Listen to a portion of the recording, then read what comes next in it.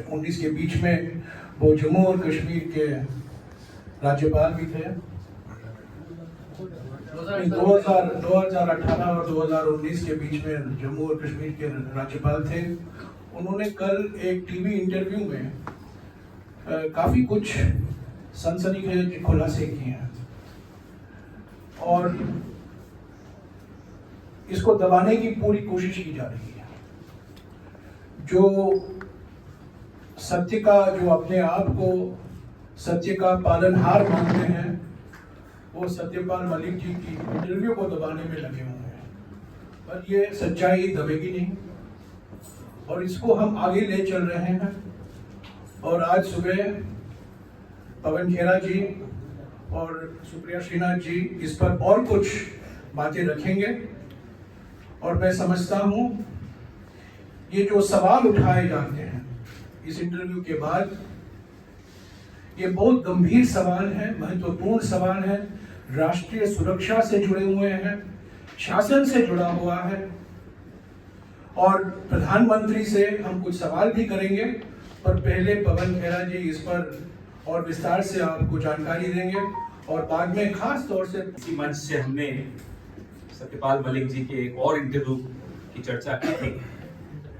सत्यपाल मलिक जी ने जो कल इंटरव्यू दिया है, आरोप बहुत गंभीर है और एक ऐसे व्यक्ति से आ रहे हैं जो एक सीनियर नेता भी है, पूर्व राज्यपाल भी है और इतना करीबी प्रधानमंत्री के रहा था कि जब 370 हटाया जा रहा था तो एक संवेदनशील दौर में, एक संवेदनशील राज्य के वो राज्यपाल बनाए गए।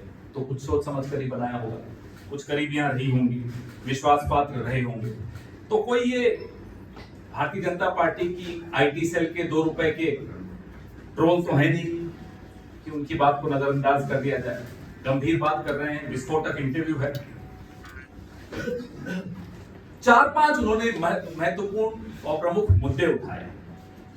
जो कोट अभी आपने उनका देखा कि मैं सेफली कह सकता हूं प्रधानमंत्री जी को करप्शन से बहुत नफरत नहीं है। आज सत्यपाल मलिक जी की स्थिति क्या है, पहले उस पर 2 मिनट बात कर लें। 1 मिनट। किराए के मकान में दिल्ली में रह रहे हैं एक पीएसओ के साथ। हमें मालूम है प्रधानमंत्री जी को सत्य की आवाज से ज्यादा मधुर गुलाम की आवाज लगती है। तो सत्यपाल जी को एक पीएसओ दे रखा है। जिस व्यक्ति की देखरेख में 370 हटाया गया, जिस पर भारी खतरा है, उस व्यक्ति को आपने एक पीएसओ दे रखा है। दिल्ली के एक कोने में किराए के मकान में वो रह रहे हैं। आप अपने कुछ समाज में जहर घोलने वाले एंकर्स, ऐसे फिल्म निदेशक जो आपकी चाटुकारिता करते हैं और ऐसे अभिनेता जो आपकी स्तुतिगान करते हैं, उनको आपने X, Y, Z अलग अलग तरह की सिक्योरिटी दे दी। सत्यपाल मलिक जी को आपने क्यों छोड़ दिया है ऐसे खतरों के मुंह में, पहले हम यह आपसे जानना चाहते हैं। उन्होंने खुलासे किया आपकी करप्शन पे, जब वो आपके पास शिकायत करते थे गोवा में, खासतौर पे जब वो गोवा के राज्यपाल थे, और भ्रष्टाचार पे उन्होंने आपकी संज्ञान में कुछ जानकारी लाई। तब आपने क्या किया? आपने ना केवल नजरअंदाज किया, आपने उनको आनन फानन में हटा दिया। स्पेशल एयरक्राफ्ट भेजा कि जल्दी से जल्दी उनको गोवा से शिफ्ट कर दिया जाए, मेघालय भेज दिया जाए या जहां भी भेजना था वहां भेज दिया जाए। पुलवामा पे जो कहा उन्होंने, तुम चुप रहो, ये प्रधानमंत्री के शब्द हैं। हमें मालूम है आप कैमरा प्रेमी व्यक्ति हैं। जिम कॉर्बेट में थे जब आप ये पुलवामा की दुखांतिका हुई, जहां 40 जवान हमारे शहीद हुए। एक ढाबे पर आकर उन्होंने सत्यपाल मलिक जी को फोन किया, बोला कहो सत्यपाल क्या हुआ। फिर जब इन्होंने कहा कि हमारी लापरवाही से हुआ है, तो कहा तुम चुप रहो, ये कोई और चीज है। ये शब्द बड़े ध्यान से सुनिएगा, ये कोई और चीज है। ये क्या चीज है ये आप लोग बेहतर समझते हो। सत्यपाल मलिक जी ने कई चीजें कही हैं और कई चीजें कहते कहते रुक गए हैं। उनकी चुप्पी बहुत बड़ी खबर बनती है। जो उन्होंने कहा उससे भी बड़ी खबर उनकी चुप्पी भी बनती है। कहां वो चुप हो जाते हैं, कहां वो शब्द रोक देते हैं। कहां वो लिहाज रख रहे हैं, ये सब समझने वाली बात है। एनएसए की क्या भूमिका रही? एनएसए ने भी इनको सलाह दी कि इस पर आप कुछ मत बोलिए, लापरवाही के बारे में कुछ मत बोलिए। जिस देश का प्रधानमंत्री अपने 40 जवानों की शहादत पर वहां के राज्यपाल को कहता है कि कुछ मत बोलिए, उस देश का क्या दुर्भाग्य है वो आपके सामने। प्रधानमंत्री जम्मू कश्मीर के बारे में इग्नोरेंट और इल इन्फॉर्म्ड हैं। ये सत्यपाल मलिक जी इल इन्फॉर्म्ड शब्द उनके हैं। इतना महत्वपूर्ण राज्य, इतना संवेदनशील राज्य, लेकिन प्रधानमंत्री का एटीट्यूड क्या है?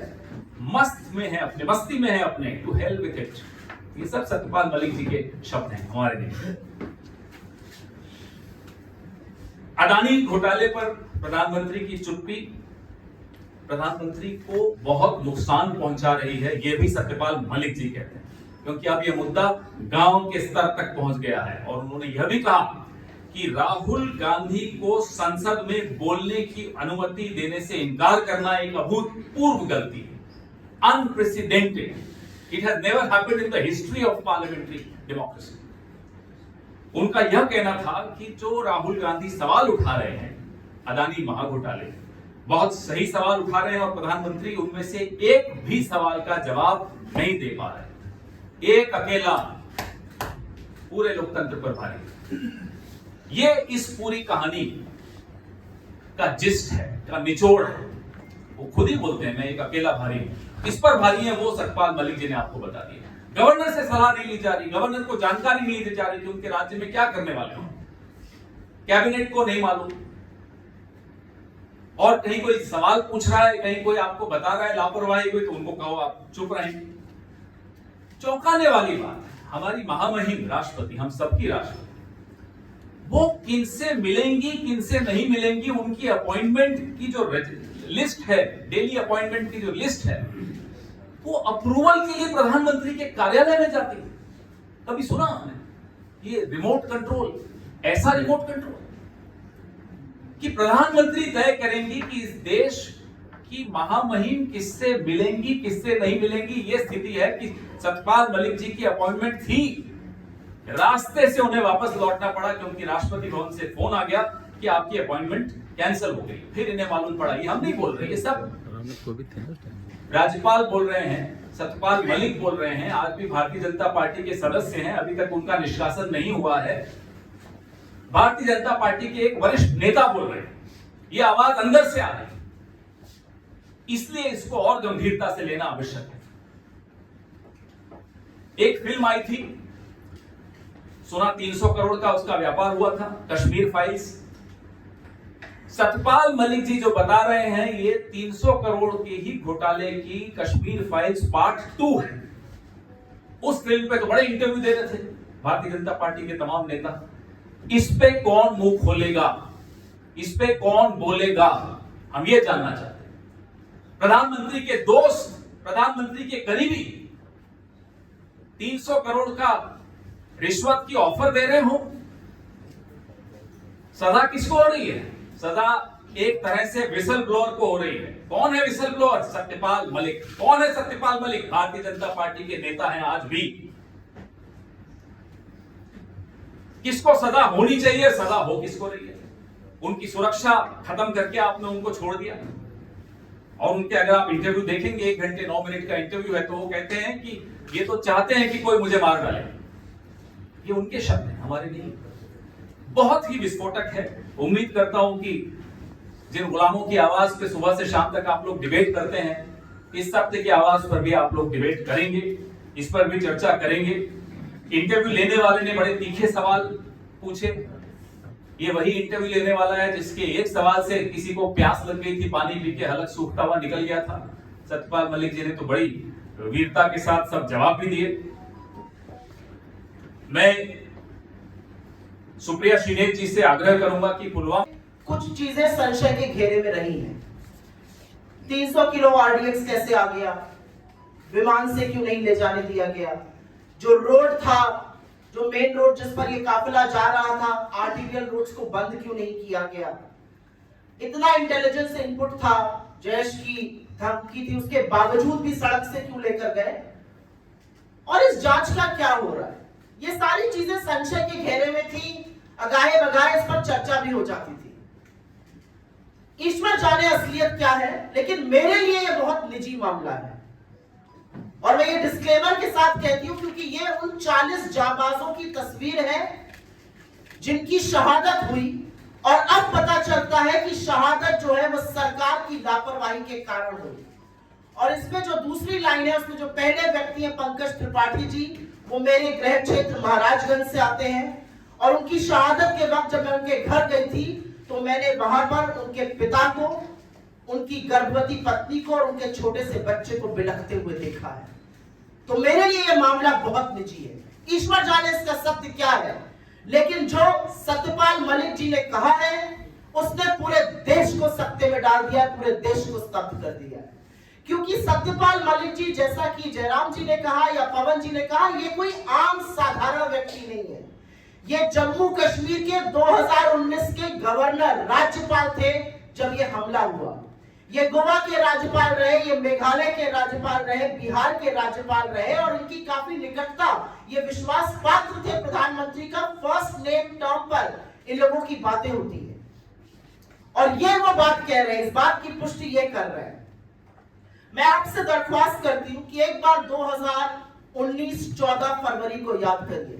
3:15 बजे ये हमला हुआ, खबर आई लखनऊ में प्रियंका गांधी जी की पहली प्रेस कॉन्फ्रेंस थी, वो प्रभारी उत्तर प्रदेश ईस्ट बनकर गई थी, उन्होंने अपनी प्रेस कॉन्फ्रेंस कैंसिल कर दी।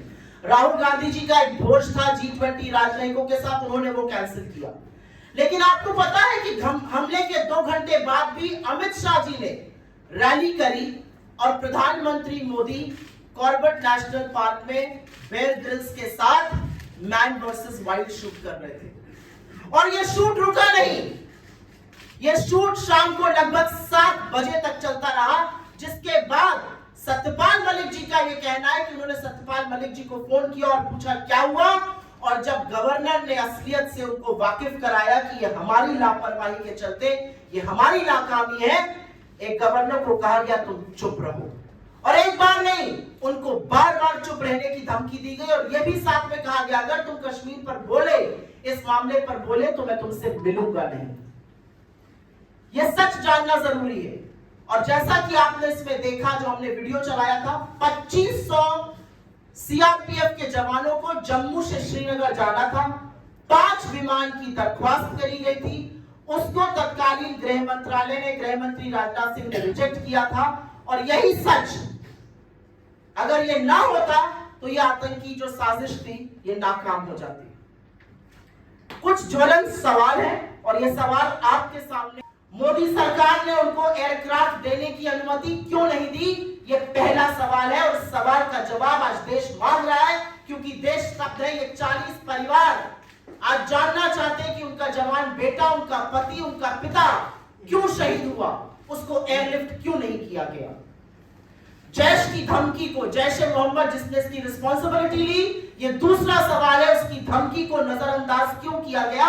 और बाकी रिपोर्ट्स बताती हैं कि 2 जनवरी 2019 से लेकर 13 जनवरी 2019 के बीच में 11 इंटेलिजेंस इनपुट्स थे कि ऐसा एक आतंकी हमला हो सकता है। उसके बावजूद भी 78 गाड़ियों के काफिले को, ये 1 या 2 गाड़ियां नहीं जा रही थी, सीआरपीएफ की 78 गाड़ियों के काफिले को सड़क के माध्यम से जम्मू से श्रीनगर ले जाया जा रहा था जब अवंतीपुरा पुलवामा में ये कांड हुआ।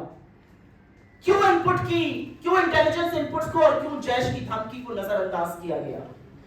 तीसरा बहुत बड़ा सवाल, और ये सवाल सब लोग पूछते हैं, 300 किलो आरडीएक्स से भरा एक गाड़ी टक्कर मारती है एक बस को और वहां पे स्वाहा हो जाता है सब। 300 किलो आरडीएक्स बॉर्डर एरिया में आई कैसे, और जो गाड़ी उसको लेकर आई वो एक आर्टीरियल रोड से मेन रोड तक कैसे आने दी गई। पूरा सैनिटाइजेशन होता है रोड का। और आज ये सवाल है कि क्या हमारे सैनिकों की जान इतनी सस्ती है कि वहां पर कोई बंदोबस्त नहीं किया गया था। ये तीसरा बड़ा सवाल है। और उसी से एक सवाल जुड़ा भी है, पुलवामा की जांच का क्या हो रहा है। 4 साल बीत गए पुलवामा को, 2019 14 फरवरी को हुआ था।